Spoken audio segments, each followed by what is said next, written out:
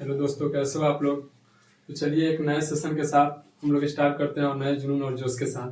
तो देखिए ये नंबर सिस्टम का काफ़ी अच्छा मैथ है जो काफ़ी बच्चे इसमें परेशान हो जाते हैं। इसमें कहा जा रहा है कि जब कोई संख्या 119 से विभाजित होती है तो शेषफल 10 बचता है। उसी संख्या को जब 17 से विभाजित किया जाए तो शेषफल कितना बचेगा। तो इसमें कुछ नहीं करना होता है, जो शेषफल पहले बचा हुआ है यानी कि 119 से विभाजित करने पर शेषफल जो 10 बचा हुआ है उसको ऊपर लिखेंगे, ठीक है। और जो उसी संख्या को जब 17 से विभाजित अगर जो शेष बचा है ना उसी को 17 से फिर विभाजित किया जा रहा है। तो इसमें होता क्या है कि जो ऊपर वाला संख्या होता है ना नीचे वाला से जब छोटा हो तो शेषफल उतना ही बच जाएगा, क्योंकि इसमें देखा जाता है अगर लंबा प्रोसेस से बनाएंगे तो 119 में 10 जोड़ना पड़ता है, फिर उसमें 117 या 17 से भाग देना पड़ता है, तो इस तरह काफी लंबा हो जाता है। तो इसमें कुछ नहीं करना है, जो शेष पहले बचा हुआ है यानी 10 उसी संख्या में 17 से फिर से डिवाइड करेंगे हम लोग। तो जो 17 से जब छोटा हो ऊपर वाला संख्या तो वही शेषफल फिर बच जाता है।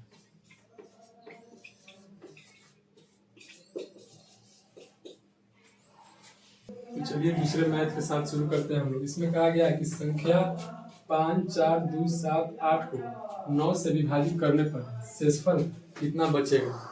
तो 9 का जो विभाज्यता का नियम है वह होता है कि संख्याओं का योग 9 से कटना चाहिए। इसमें संख्या है 5, 4, 2, 7 और 8, ठीक है। तो संख्याओं का योग 9 से कटना चाहिए, यानी कि 5 और 4 9, ये 9 से कट गया, 7 और 2 9 से कट गया, इसमें बचा है 8। तो यहाँ 9 से जब विभाजित किया जाएगा तो 8 ही शेष बचेगा।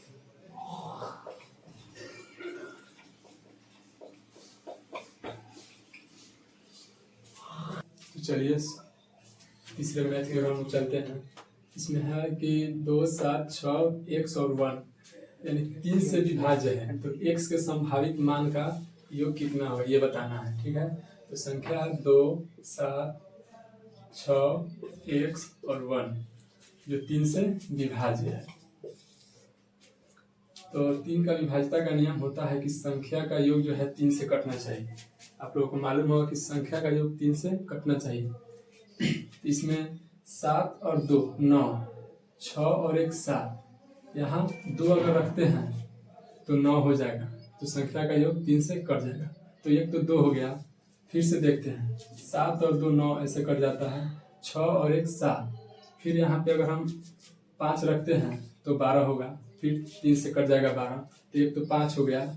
और फिर देखते हैं 7 यानी 2 और 7 9, 6 और 1 7, और फिर इसमें अगर हम 8 जोड़ते हैं तो 15 होगा, तो 3 से कट जाएगा, तो यहाँ 8 होगा। तो इस तरह से अब इसमें जो है एक अंक का संख्या कोई नहीं रखा सकता, इसलिए इस सब का जोड़ हमको बताना है, ठीक है। 8 और 5 13 और 2 15, तो x के संभावित जो मानों का योग है वह 15 हो जाएगा। 4 नंबर मैथ है। इसमें कहा गया है कि 6 अंकों की सबसे छोटी संख्या और सबसे बड़ी घनात्मक संख्याओं का योग ज्ञात कीजिए, जिनमें केवल 0, 4 और 6 है और इनमें से प्रत्येक अंक कम से कम एक बार आता है, यानी कम से कम एक बार लेना है, ज्यादा से ज्यादा आप ले सकते हैं, ठीक है।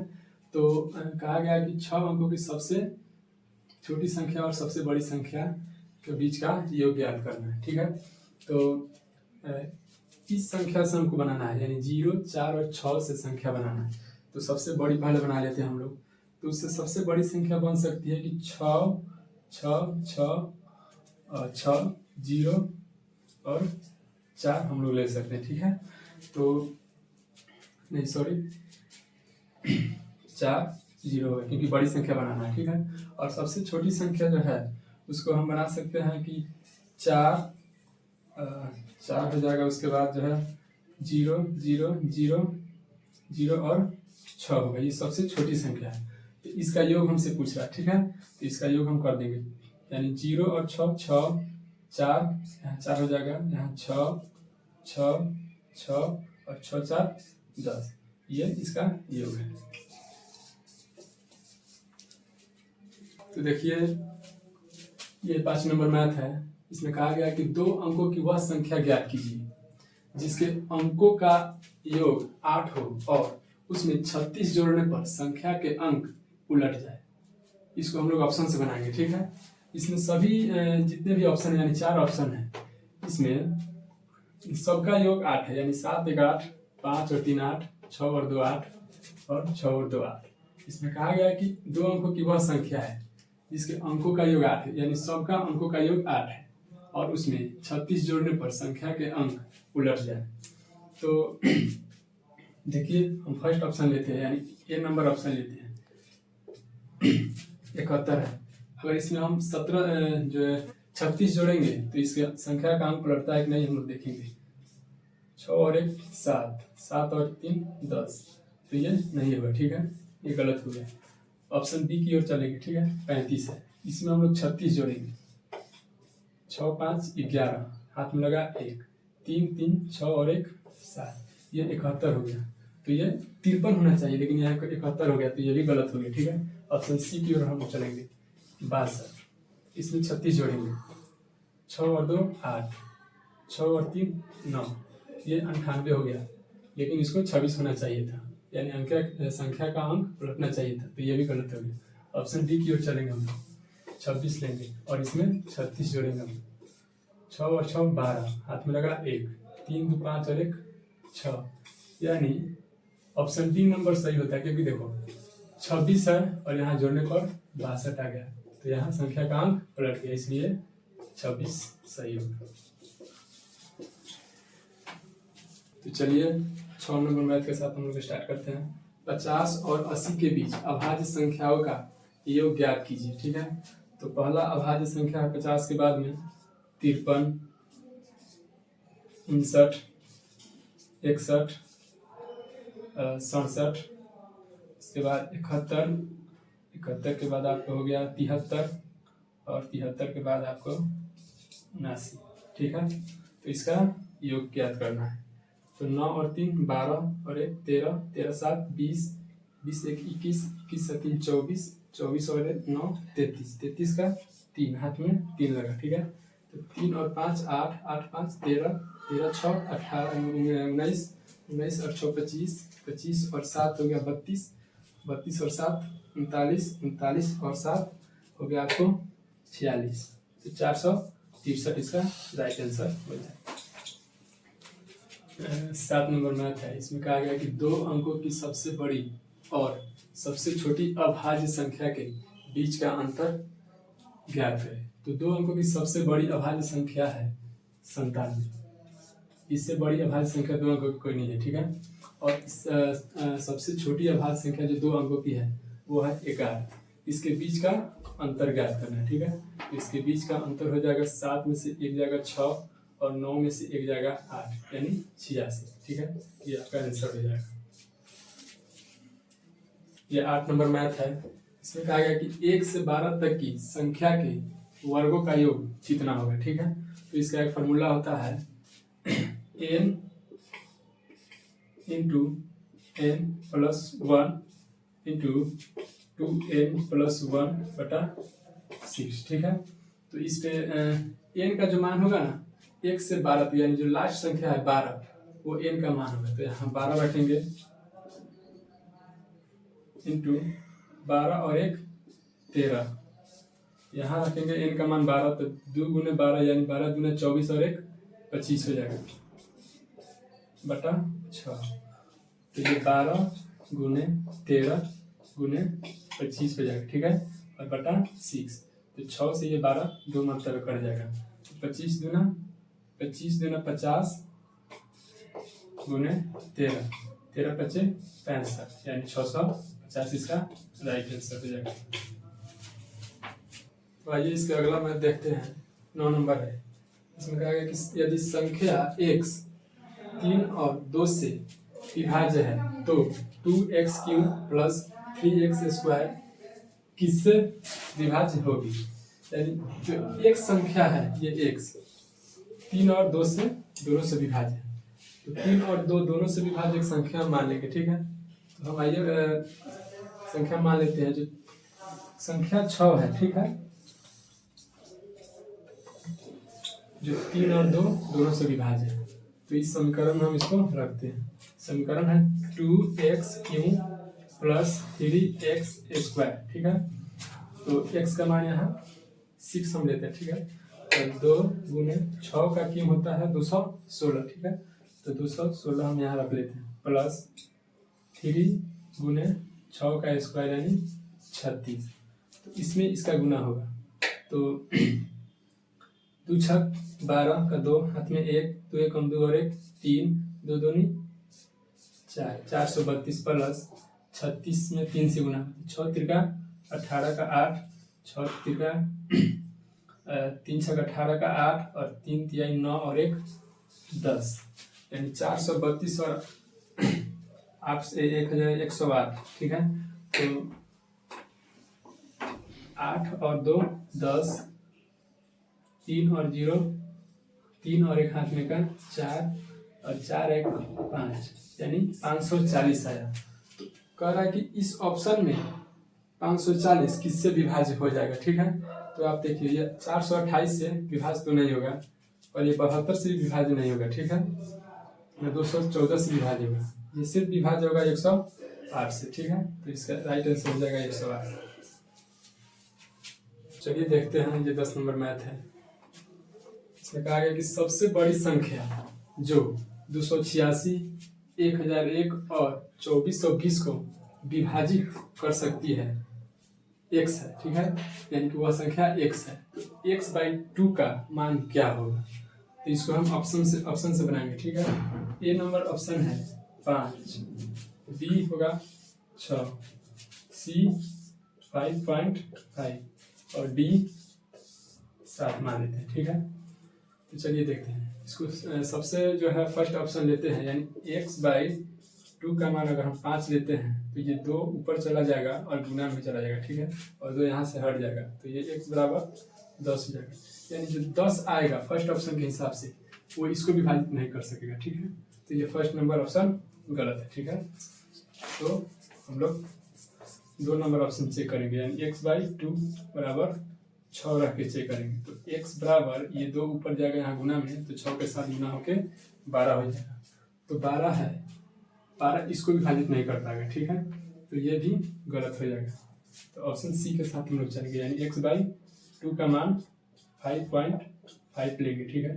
तो x बराबर ये 2 उसके साथ गुना में चला जाएगा तो ये 11 बन जाएगा, क्योंकि 5.5 है और 2 गुना में इसके साथ जाएगा तो 11 बन जाएगा। यानी 11 वह संख्या है जो 286 को, 1001 को और 2420 को विभाजित कर सकती है। तो इसका ऑप्शन सी सही हो जाएगा, यानी x/2 का मान 5.5 आंसर हो जाएगा। ये 11 नंबर मैथ है। इसमें कहा गया कि यदि संख्या 34 के 56 के 6 से विभाज्य है तो k का सबसे बड़ा मान कितना होगा। तो पहले संख्या हम लोग लिख लेंगे, 34 के 56 के, ये 6 से विभाज्य है और k का सबसे बड़ा मान रखना है, ठीक है। तो हम लोग सबसे पहले बड़ा मान से शुरू करेंगे। अगर यहाँ पे हम 9 रखेंगे तो 6 का विभाज्यता का नियम पता है कि संख्या 3 और 2 दोनों से कटना चाहिए। तो 9 रखेंगे यहाँ k की जगह पर, तो 3 से नहीं करेगा, तो 9 नहीं रखेंगे, ठीक है। और यहाँ 8 रखेंगे और यहाँ भी 8 रखेंगे, तो 3 का विभाज्यता का नियम पता है कि संख्याओं का योग 3 से कटना चाहिए। तो 4 और 3, 3 और 4 7, 7 और 8 15, 15 और 5 20, 20 और 6 26, 26 और 8 34, ठीक है। तो 34 3 से नहीं कटेगा, तो यहाँ 8 भी नहीं होगा, ठीक है। तो हम लोग 7 रख के देखेंगे, 7 रखेंगे तो 2 से नहीं कटेगा, तो 7 भी नहीं होगा, ठीक है। तो 6 रख के देखेंगे, ठीक है। और 6 रखेंगे तो 2 से तो यहाँ कट जाएगा, ठीक है। और चेक कर लेते हैं कि ये 3 से विभाज्य है या नहीं। तो 6, 3 और 4 7, 7 और 6 13, 13 और 5 18, 18 6 24, 24 और 6 30, यानी ये 30 है। तो 30 3 से विभाजित हो जाता है, ठीक है। तो ये k का सबसे बड़ा मान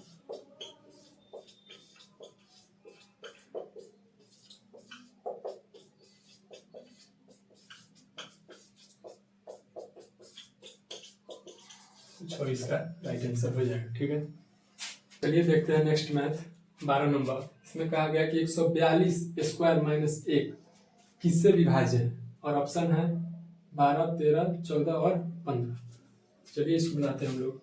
142 का स्क्वायर माइनस 1, यानी 1 का हम स्क्वायर लिख सकते हैं, ठीक है, इससे कोई फर्क नहीं पड़ेगा एक पर। तो ये आपको ऐसा नहीं दिखा है कि ए स्क्वायर माइनस बी स्क्वायर के फॉर्म में हो, ऐसा है ना। चलिए, तो इसका एक फॉर्मूला होता है ए स्क्वायर माइनस बी स्क्वायर का, ए प्लस बी और ए माइनस बी। तो इसी बेस पर हम लोग बनाएंगे। तो ए का मान यहाँ 142 है, तो 142 प्लस बी का मान 1 है, तो 1 रखेंगे, ठीक है। ए का मान 142 है, 142 और बी का मान 1 है, तो यहाँ 1 हम लोग रखेंगे, ठीक है। तो ये 143 गुना 141 हो जाएगा, ठीक है। तो इसको हम लोग तोड़ेंगे, यानी इसको तोड़ेंगे तो ये 11 गुना 13 जाएगा, और इसको ऐसे ही रहने देंगे 141 का 141।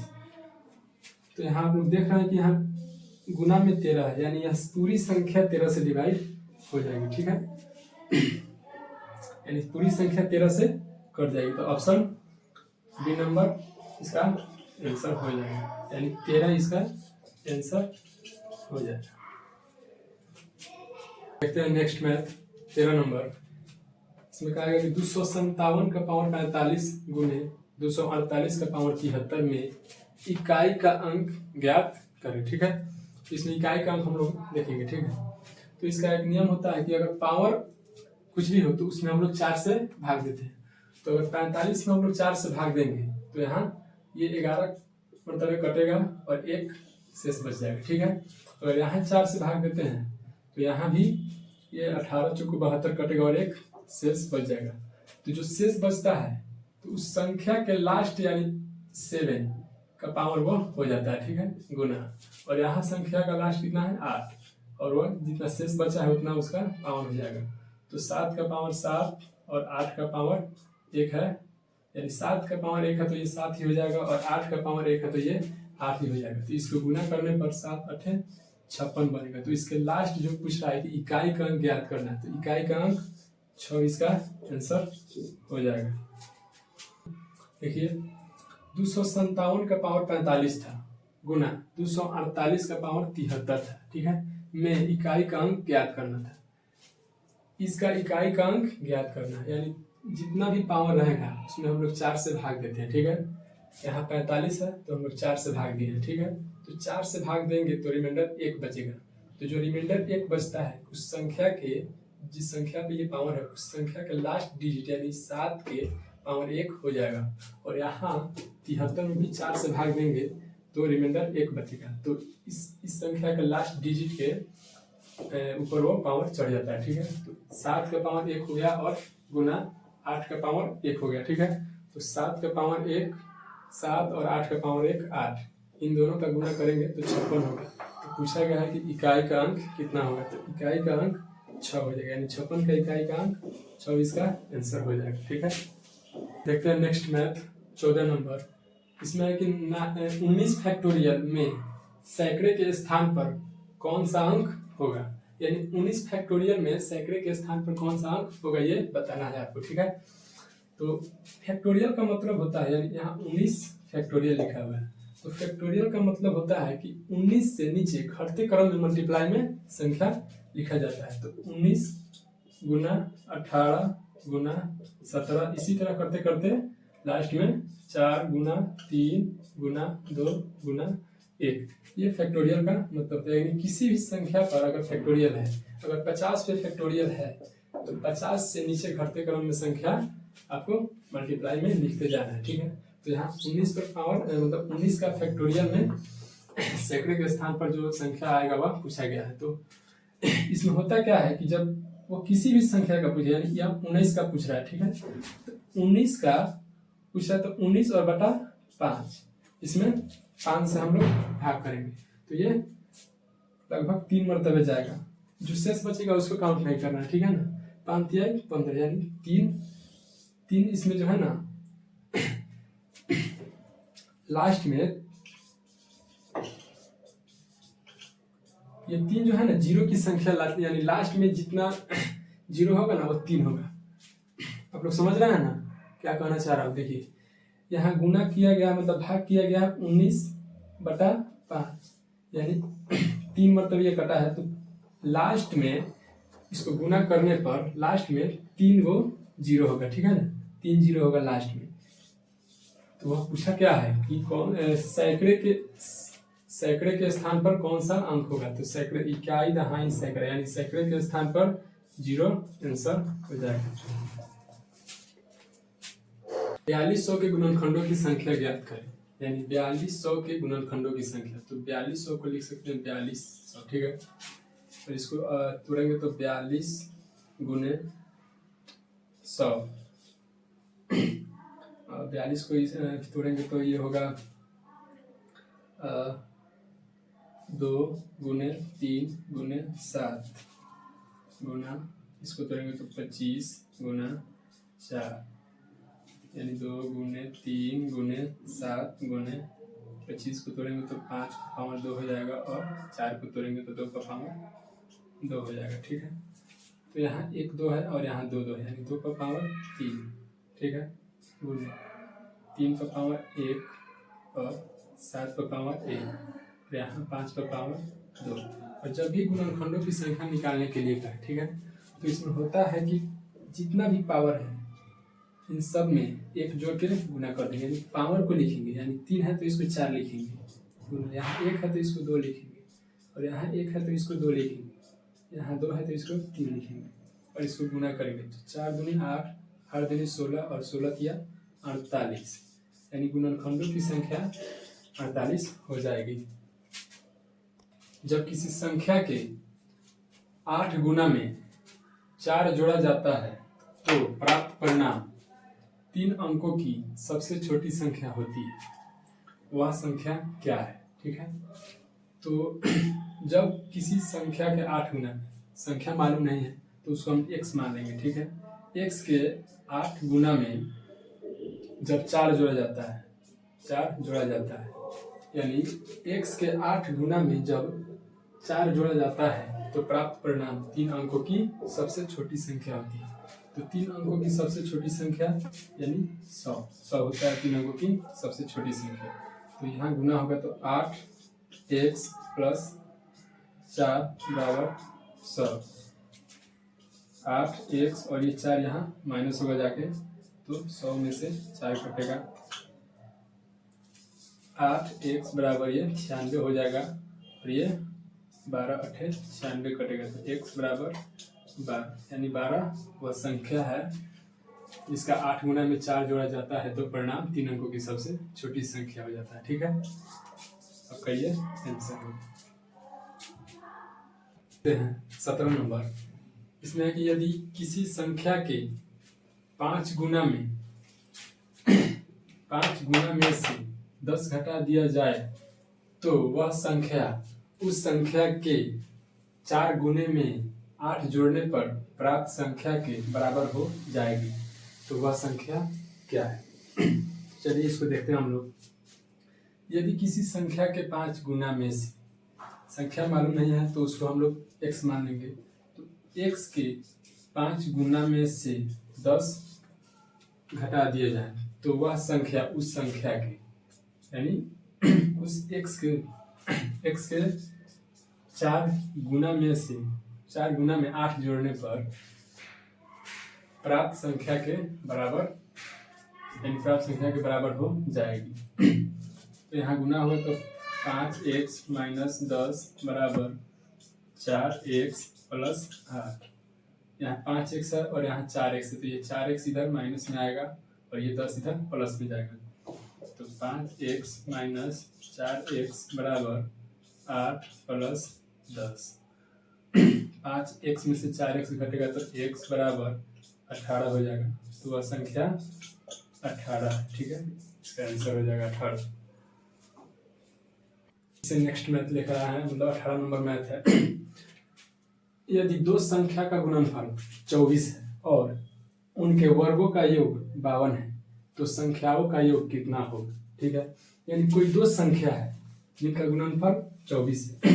अगर यहाँ a गुने b मान लेते हैं 24 है, ठीक है, और इसका वर्ग यानी a square plus b square यानी 52 है, इसमें कहा गया, ठीक है। तो दो संख्याओं का गुणनफल 24 है। अगर यहाँ हम 8 मान लेते हैं और 3, तो इनका तो गुणनफल 24 हो जाएगा, लेकिन इसका जो होगा वर्ग का योग जो होगा 52 नहीं होगा, क्योंकि ये इसका वर्ग 8 8 है 64 हो जाएगा, ठीक है। तो इसको हम 8 और 3 नहीं मानेंगे, ठीक है। इसको हम अगर 6 और 4 मानते हैं, ठीक है, तो 6 का और 4 का गुणनफल 24 हो जाएगा, ठीक है। और इसके वर्ग का योग यानी 6 का वर्ग 36 प्लस 4 का वर्ग 16, इसका योग 52 हो जाएगा। तो वह संख्या 6 और 4 ही होगी, ठीक है, 6 और 4। तो पूछा गया कि संख्याओं का योग कितना होगा, तो 6 और 4 का योग 10 हो जाएगी, इसका आंसर हो जाएगा। तो चलिए देखते हैं इसको। किसी संख्या को 899 से भाग देने पर शेषफल 63 प्राप्त हुआ। जो शेषफल प्राप्त होता है ना 63, उसी संख्या को यहाँ लिख देंगे। और कहा गया कि यदि उस संख्या को 29 से भाग दिया जाता है तो 63 में ही 29 से हम भाग देंगे, जो लगभग 2 मरतबे जाएगा, और इसमें यानी 29 गुना 58 जाएगा और इसमें 5 शेष बच जाएगा, तो इसका शेषफल हो जाएगा 5, और इसका यही आंसर हो जाएगा, ठीक है। ये लास्ट मैथ है, ठीक है। यदि किसी संख्या को 6 से विभाजित किया जाए तो शेषफल 3 आता है, तो उसी संख्या के वर्ग को 6 से विभाजित करने पर शेषफल कितना प्राप्त होगा। इसमें जो 6 से पहले विभाजित किया गया है तो शेषफल 3 आया है, तो हम उसी संख्या के वर्ग यानी 3 के ही वर्ग को, यानी 3 का वर्ग 9 होता है, 3 के ही वर्ग को 6 से विभाजित किया जाए। यानी इसमें कहा गया है कि उसी संख्या के वर्ग को 6 से विभाजित करने पर शेषफल कितना आएगा, तो हम 3 का ही स्क्वायर करेंगे और इसको 6 से विभाजित करेंगे, तो ये एक मरतबे जाएगा और 3 रिमाइंडर इसका बचेगा, ठीक है। तो ये 3 शेषफल प्राप्त होता है, इसका आंसर 3 होगा।